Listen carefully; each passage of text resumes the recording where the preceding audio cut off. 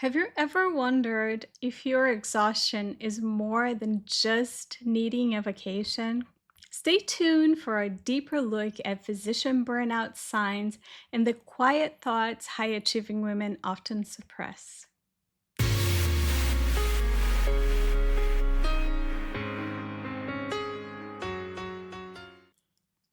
Welcome back to the Resilient MD, the podcast and YouTube channel where we have honest conversations about medicine, burnout, resilience, and how to care for others without losing ourselves in the process.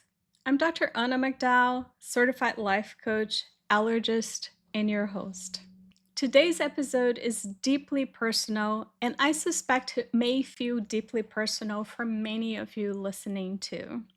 Because today we're talking about the truth you're afraid to say out loud.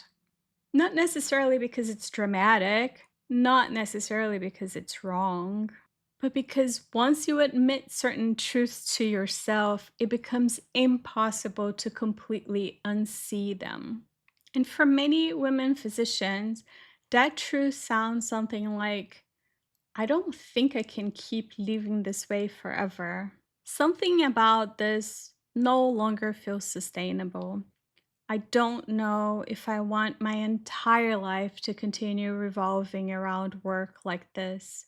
I'm exhausted in a way that rest is not fixing. And even allowing those thoughts into consciousness can feel terrifying. Not because you are weak, but because so much is attached to your career, your identity, and the people who depend on you. One of the most emotionally exhausting things high achieving women do is manage not only other people's expectations, but also their own internal honesty. There are thoughts we allow ourselves to think privately for just a second and then immediately suppress, not because they aren't true, but because they feel dangerous. Thoughts like, I don't want to work this hard anymore. I'm tired of carrying this level of responsibility. I don't know if this space is worth the cost anymore. I miss myself. And often, the moment these thoughts appear, another voice immediately interrupts. You should be grateful. You worked so hard for this. People would love to have your career. You can't just walk away. So instead of exploring the thought, we shut it down. We move on. We become productive again. We continue functioning. But suppressed truth does not disappear. It waits quietly underneath the surface. One of the reasons honesty feels so emotionally loaded for physicians is because the investment has been enormous. Years of training, years of sacrifice, years of delayed gratification. You gave your 20s, sometimes your 30s too, to become this version of yourself. You missed holidays, time with your family, rest, experiences, parts of your own life. You invested financially, emotionally, intellectually, even physically. And because the investment was so large, many physicians feel trapped by it. They think, I've already put too much into this to question it now. But sunk cost and alignment are not the same thing. And questioning your current experiences does not erase the value of what you built.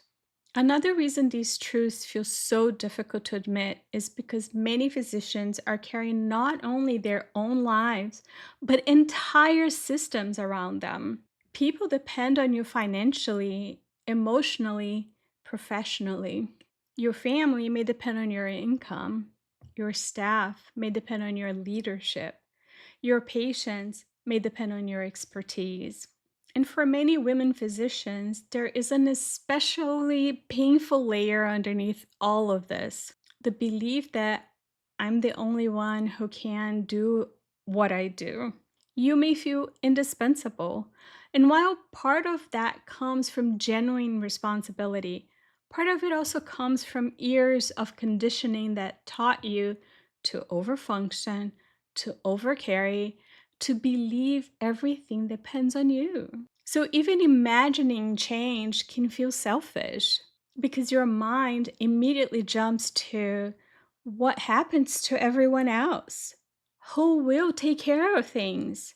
What if I disappoint people? And in that process, your own humanity quietly disappears from the equation. Let's also say something out loud that many women feel but rarely admit. There is enormous fear around being judged.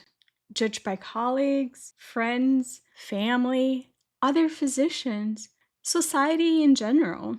Medicine has a strong culture around endurance, pushing through, staying committed, sacrificing personally for professionally valued outcomes. So, when a physician begins questioning the sustainability of that lifestyle, there can be intense internal shame. You may worry people will think you're weak, ungrateful, dramatic, especially in women, burned out because you couldn't handle it, especially if externally your life still looks successful.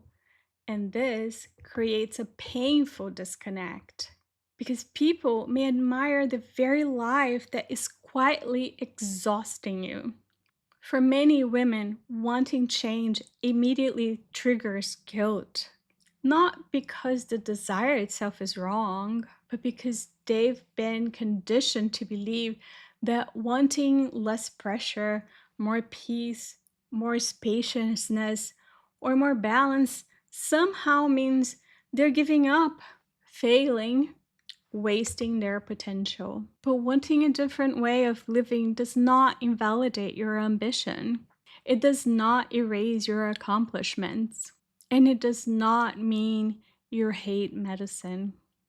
Sometimes it simply means the version of success you once accepted no longer fits the life you want now.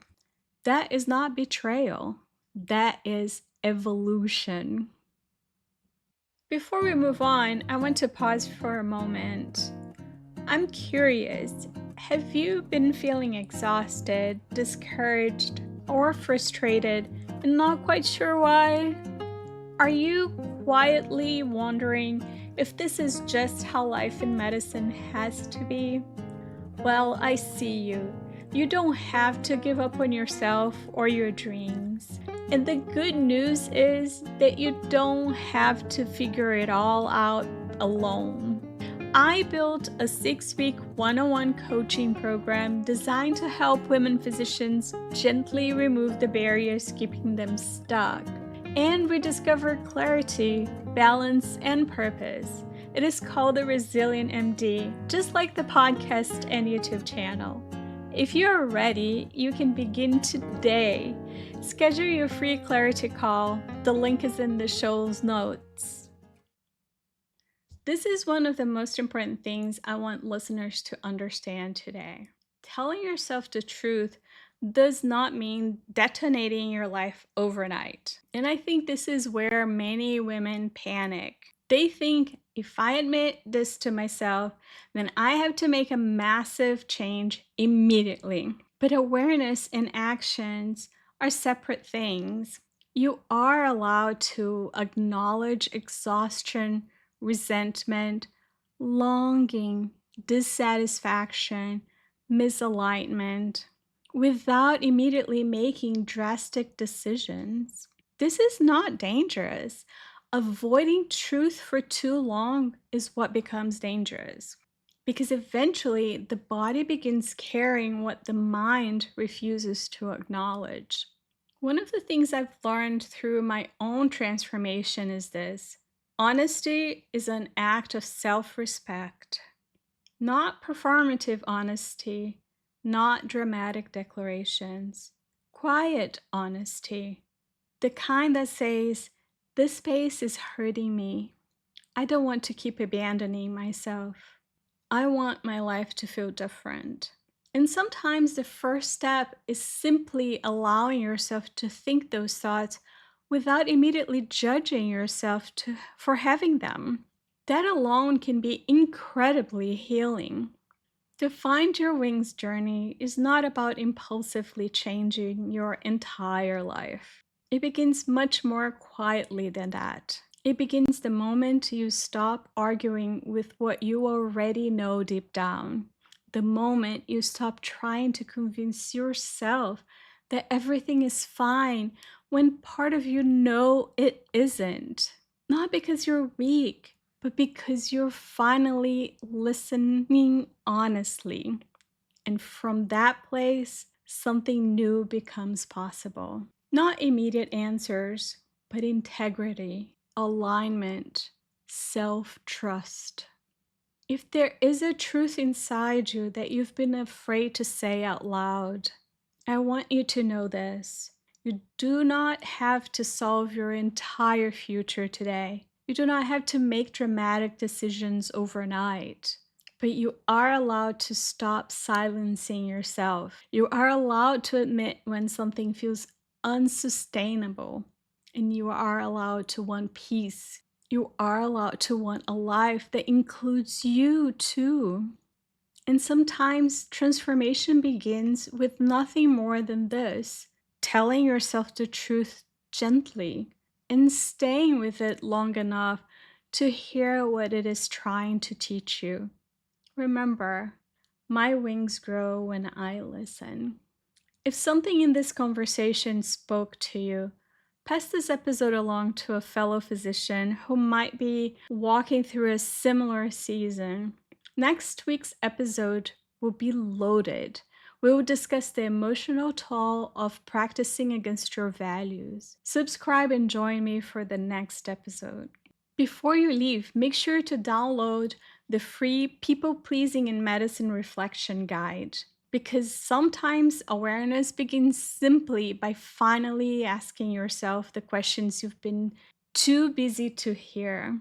You will find the link in the description below. If this episode helped you in any way, I'll be so grateful if you take a moment to leave a 5-star review on Apple Podcast or your favorite platform, and give this video a like on YouTube. It is a small gesture that makes a huge difference. It really does. Thank you for being here. Thank you for your honesty. And thank you for allowing yourself to hear the truths that may have been waiting quietly underneath the surface for a very long time. I'm Dr. Anna McDowell, a resilient MD just like you. I'll see you next week.